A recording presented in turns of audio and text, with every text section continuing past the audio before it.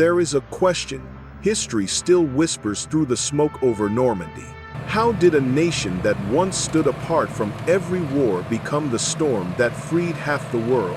How did the hammer strikes in Detroit steel mills turn into armies capable of crushing an empire once thought invincible?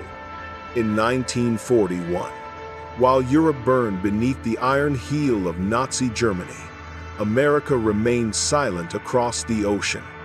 A sleeping giant, still uncertain of its power. But Franklin D. Roosevelt understood. If Britain fell, the free world would vanish. So he did the unthinkable. He declared that America would become the arsenal of democracy. Within just 24 months, the machinery of a nation awakened. 400,000 jeeps, 2,000 B-17 bombers, 50 destroyers. A country built on cotton and steel thundered now with the rhythm of metal, dust, and belief. Every rivet driven into every wing carried a vow. Freedom is no gift, it is forged in steel, fed by belief and born of necessity. Before this, in World War I, the United States had been the latecomer, a brief guest at victory's table. But this time, it brought an entire continent in motion, from North Africa to Sicily, from England's cliffs to the beaches of France. War was no longer fought by muskets and trenches. It was fought by assembly lines, logistics, and intellect. While others fought with blood alone, America fought with industry and will.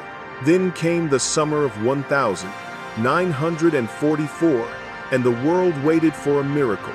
It arrived in the steel storm of Normandy.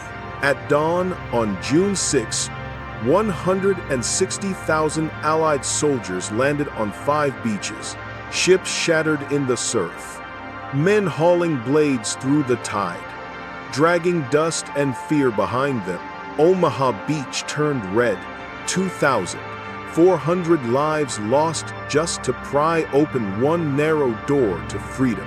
Compared to Verdun or Stalingrad, Normandy lasted only hours, not months, yet it redefined the nature of war. Here, technology met courage, steel met soul, and on that line between life and death, humanity found its purpose again. The campaign would end with 291,000 Americans fallen, but in their wake, 500 million Europeans were freed. A brutal equation, yet not a meaningless one. And when the waves finally withdrew from Omaha, history asked one more question. Can humankind truly drive back the darkness with nothing but faith and bare hands? The answer, echoing through gunpowder and ash, was yes, but every light ever born in this world is paid for in blood and in memory. What if the war didn't end when a nation surrendered but began all over again in confusion? What if victory came wrapped in betrayal? The 3rd of September 1943, the world believed Italy had fallen out of the Axis, that peace was near. But the truth was buried in Cassabile, Sicily, where the Italian government signed a secret armistice and then kept it hidden. 5 days of silence. 5 days that rewrote history. When the news finally reached the front, it came too late. 1 million Italian soldiers scattered across Europe woke up without orders, without enemies, without direction. Some threw down their rifles and cheered. Others were rounded up by their former allies, the Germans, before sunrise. It was called Operation Axis. Within a week, entire Italian divisions vanished, 600,000 captured, marched into camps under the same iron discipline they had once served. Rome trembled. German troops rolled in while the Vatican stood still, the bells ringing not for God, but for caution. Above the clouds, a daring rescue unfolded. Operation Ica. Otto Skorzeny, Hitler's commando, flew a glider straight into a mountain stronghold and carried Mussolini away. A dictator reborn, a nation divided, the North under fascism, the South under the Allies, both exhausted, both betrayed. Then came Anzio. The 22nd of January 1944, the Allies returned to the sea, landing 50,000 men behind enemy lines. The plan was bold, a hammer blow aimed straight at Rome, but the hammer never fell. General John Lucas hesitated, building trenches instead of momentum. By the time the Germans reacted, the advantage was gone. Anzio turned from promise to prison, 4 months of siege, 30,000 casualties.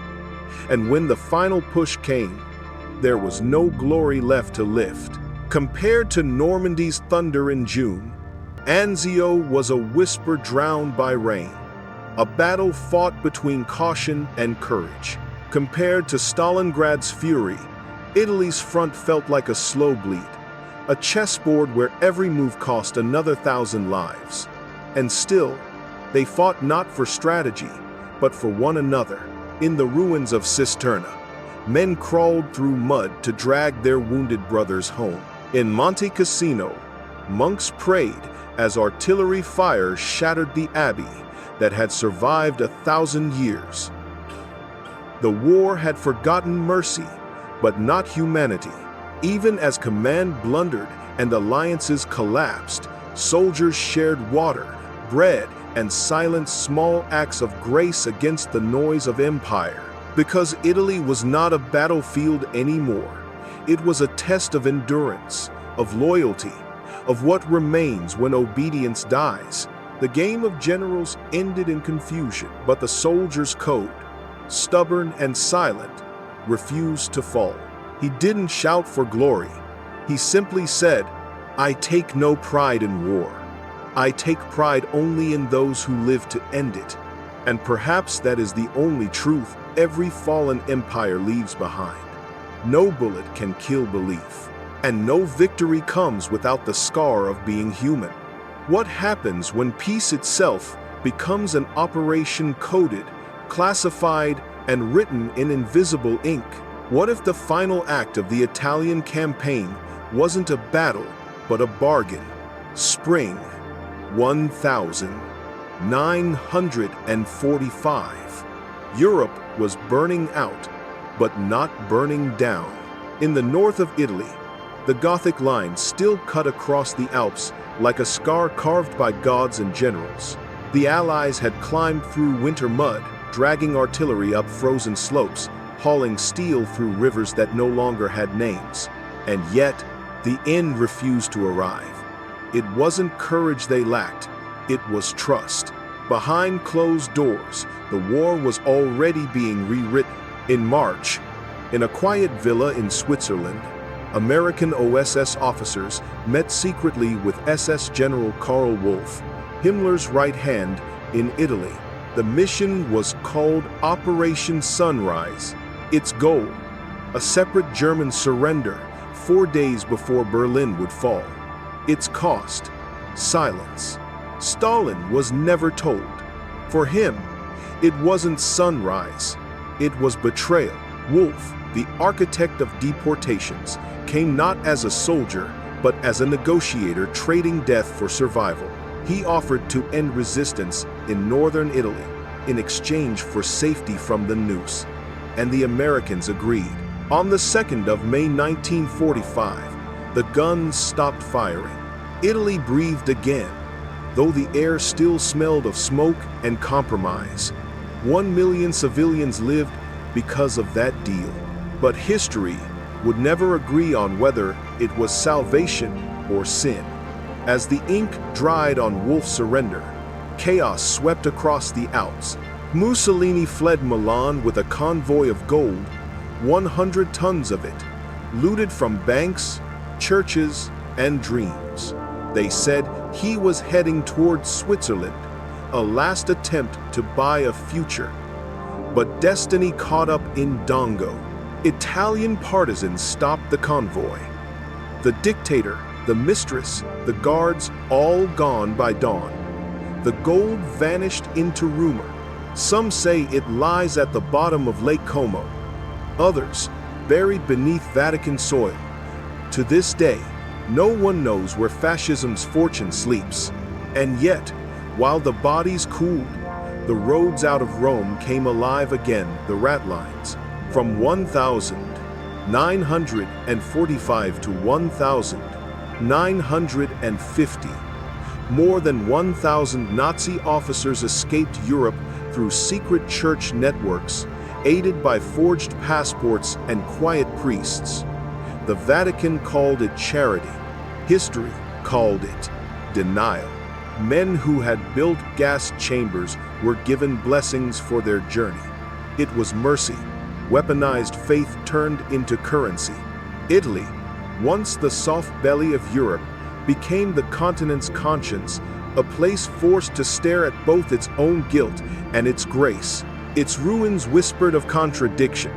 A country liberated by foreigners, divided by faith, rebuilt by ghosts, compared to Germany's reckoning at Nuremberg. Italy's justice was quieter, almost embarrassed, like a confession mumbled in a cathedral half empty. Compared to France's glory of resistance, Italy's war ended in questions. Who had really fought for freedom? Who had simply survived? And who had rewritten history before the ink was dry?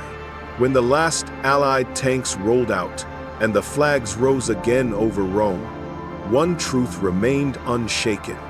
War doesn't end when the guns fall silent. It ends when men stop lying about why they fought. And in Italy, that truth came late, crawling out of tunnels once dug by slave labor, breathing through ruins once sanctified by faith. It came in whispers, in questions no historian could answer. Was peace truly earned or merely arranged? Was victory a light or just another shadow? And if every side claimed righteousness, who carried the burden of being human?